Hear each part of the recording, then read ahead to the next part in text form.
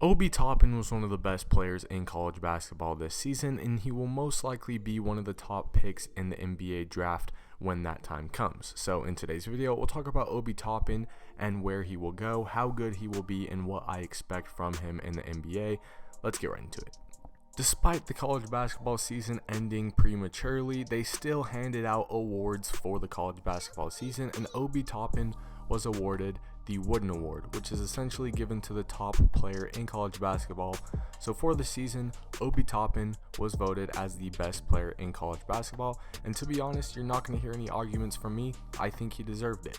He was the star player of Dayton, who ended the season at the number 3 seed, and Dayton was not supposed to be that good.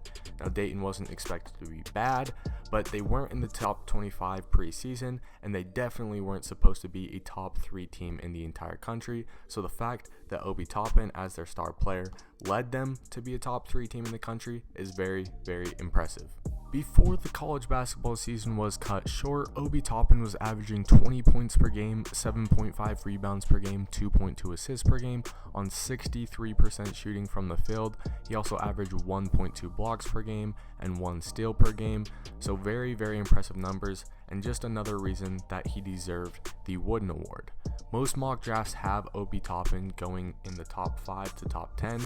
Some have him top 5. Almost all of them have him top 10 if he isn't in the top 5. So, like I said before, a lot of hype around Obi Toppin and a lot of expectations for him at the next level. However, even though almost every mock draft has Obi Toppin going in the lottery, and most mock drafts have Obi Toppin going in the top 10, that sounded kind of weird. Obi Toppin top 10. That's a tongue twister. But anyways, most mock drafts have Obi Toppin going in the top 10. There are still some questions about him, about his game, and about what he will bring at the next level, and whether his success at the college level will replicate to the NBA level, or it will transfer to the NBA. So let's first off talk about some things that I don't like and some potential risks that I see for Obi Toppin as an NBA player. The first thing is that he is already 22 years old. He's already a lot older than some of the other draft prospects who are 18, 19 years old. So already you don't have as long of a career, as long as of a development phase with Obi Toppin as you have with some of the other draft prospects. Another thing I don't like is that he is kind of undersized for the power forward position, which is what he played this season. He's only 6'9", so that's more of a small forward type of position. And obviously it wasn't a problem for him in college, but at the NBA level, I think that being undersized is kind of a bigger deal than it is in college. Another thing I don't like is that he doesn't have as much potential as other prospects. I think other prospects have higher upside than Obi Toppin does. Not to say that he doesn't have any potential, but like I said, there's other guys who I think have very, very high ceilings, higher than Obi Toppin's, so that's another thing to look at. And the last thing that I don't like about Obi Toppin is his defense. He's been pretty average at the college level, nothing special, and I think that because he's undersized and because he was just average in college, he might be a below average defender in the NBA, and defense might be a big weakness for him at the next level.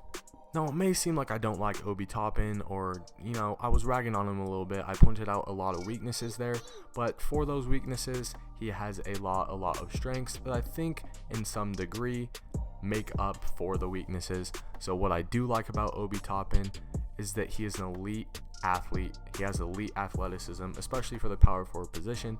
Even though he is a little undersized, I think that he kind of makes up for being undersized, because he is definitely a lot more athletic than most big men, and that is not just college, that is also the NBA. I think that he will be one of the more athletic power forwards in the NBA. Like I said, elite athleticism. Another thing, elite scorer all around. He's just a very good shooter. He's good off the post up. He's good mid-range. He's good attacking off the dribble. Elite on the offensive end. Very, very good scorer. He's also a solid passer for a big man too. So on the offensive end, I think that Obi Toppin has very few weaknesses. Obviously, averaged 20 points per game this season. Had no problem scoring the basketball. So I don't think that scoring will be a problem for him in the NBA either. Another thing that I like about him is that he is still improving. Despite what I said before about him being 22 years old, not having as much time to develop as some of the other prospects, Obi Toppin is only starting to get better now. He hit a late peak. He's a late bloomer, if that's the word I'm looking for. I think it is. Obi Toppin still has a lot of room to improve. Even though he is already 22 years old, I think that Obi Toppin is only going to get better, and I think once he gets to the NBA, we're going to see him improve a ton. Another thing to look at is that he has very good skills for a big man. He's more skilled than most of the power forwards, most of the centers in college, and I think that will be the case in the NBA as well. I think that he will be more skilled, and so his dribbling, his shooting skills could give him an advantage over power forwards and centers in the NBA, who will most likely be the guys guarding him. Now, we've gone over all the weaknesses, all the things I don't like about Obi Toppin's game, and all the things that I do like, and all the things that I think will be good for him at the next level. And now we have to answer the question, is Obi Toppin overrated? And I think that the simple answer for this is kinda. Let me explain that. I think that he is higher risk than other draft prospects for how high he's projected. I think some of the other guys who are top 5 projected, top 10 projected, are safer picks than Obi Toppin is, but that doesn't mean that he is a bad player, and that doesn't mean that he will not be good in the NBA. I just think he is definitely higher risk, and the main reason for this is because he's undersized and he's not good at defense, like I said before. Also, he's not bad at defense, but just him being undersized, I think that he will be at a disadvantage defensively in the NBA. But if a team is willing to sacrifice defense for his elite offensive capabilities, then I think go for it. I think if you need a scorer out of the big man position, a scorer at the power forward position, Obi Toppin is that dude. And I think that if he keeps developing his offense, if he can improve on defense, if he can just be solid on defense, I think that the high risk from taking him maybe top 5 will pay off big time because his offensive capabilities are so great.